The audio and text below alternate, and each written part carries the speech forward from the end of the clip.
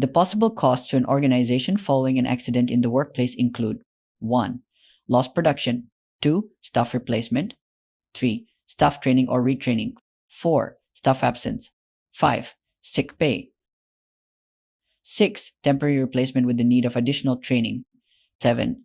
Repair of damaged plant and equipment, 8. Damage to products, 9. Investigation and remedial action, 10. Additional administration incurred, 11. An increase in insurance premiums, 12. Fines and compensation awarded, 13. Court and other legal representation, 14. Costs arising from a loss of business image, 15. The detrimental effect on worker morale resulting in reduced productivity. Don't miss out on valuable insights and resources. Like and subscribe to our channel for more in-depth content.